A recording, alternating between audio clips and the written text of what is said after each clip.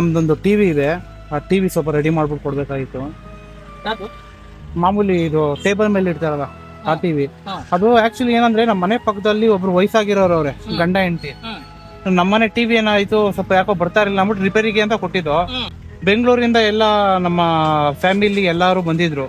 Cricket match ನೋಡೋಣ ಅಂತ ಹೇಳ್ಬಿಟ್ಟು ಮನೇಲಿ ನಾನ್ ವೆಜ್ ಗಿನ್ ವೆಜ್ ಎಲ್ಲ ಮಾಡ್ಕೊಂಡು ಟಿವಿ ಇಟ್ಕೊಂಡು ಕೂತಿದ್ದು. ನೈಟ್ ಮ್ಯಾಚ್ ಗೆದ್ದಿದ ತಕ್ಷಣ ನಮ್ಮ ಹುಡುಗ ಏನ್ ಮಾಡ್ದ, ಖುಷಿಗೆ ಏನ್ ಮಾಡ್ದ, ಟಿವಿನ ಎತ್ತಿ ಬಿಸಾಕ್ಬಿಟ್ಟ.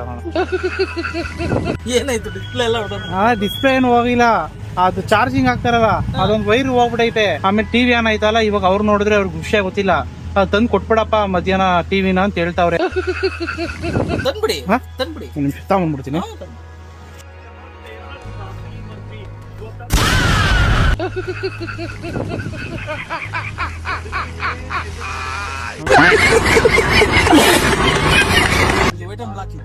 ನೋಡೋಣ ಇದರಲ್ಲಿ ವೈಟ್ ಅಂಡ್ ಬ್ಲಾಕ್.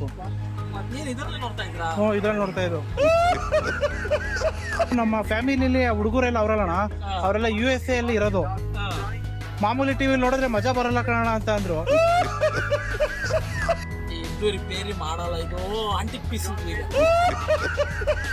ಅಣ್ಣ ನಮ್ನೆಲ್ಲ ಎತ್ತಿ ಆಡ್ಸಿ ಊಟ ಮಾಡಿಸಿ ಎಲ್ಲ ಲಾಲಿ ಎಲ್ಲ ಆಡ್ಸವ್ರೆ. ಇವಾಗ ಈ ತರ ಮಾಡ್ಕೊಟ್ರೆ ಅವ್ರು ಪಾಪ ಬೇಜಾರು ಮಾಡ್ಕೊಂಡ್ಬಿಡ್ತಾರೆ. ಏನಾದ್ರು ಮಾಡ್ಕೊಡೋಣ. ನೋಡಿ ಅಣ್ಣ, ಒಂದು 10,000 ರೂಪಾಯಿ ಕೊಡ್ತೀನಿ, ಮಾಡ್ಕೊಟ್ಕೊಳ್ಳೋಣ. 10,000 ರೂಪಾಯಿ ಕೊಡ್ತೀನಿ. ನೀವು 10,000 ರೂಪಾಯಿ ಹೋದ್ರೆ ನೀವು 20,000 ಕೊಟ್ಟರು ನಾವು ರಿಪೇರಿ ಮಾಡಲ್ಲ. ಇದು ನೀವು ರೆಡಿ ಮಾಡಿದ್ದೀರಣ್ಣ ಈ ತರದೆಲ್ಲ? ಮತ್ ಮಾಡ್ಕೊಳೋಣ. ಇಲ್ಲ ನೀನು ದುಡ್ಡಿಗೆ ಯಾಕೆ ಇದ್ ಮಾಡ್ತಿದ್ಯ ಗುರು? ನೀನು ಇದು ರೆಡಿನೇ ಆಗಲ್ಲ, ಎಲ್ಲಿ ಮಾಡ್ಸ್ರು ಕರ್ನಾಟಕದಲ್ಲಿ ಎಲ್ಲೂ ಮಾಡಲ್ಲ ಅಂತನಾ? ಎಲ್ಲೂ ಮಾಡಲ್ಲ.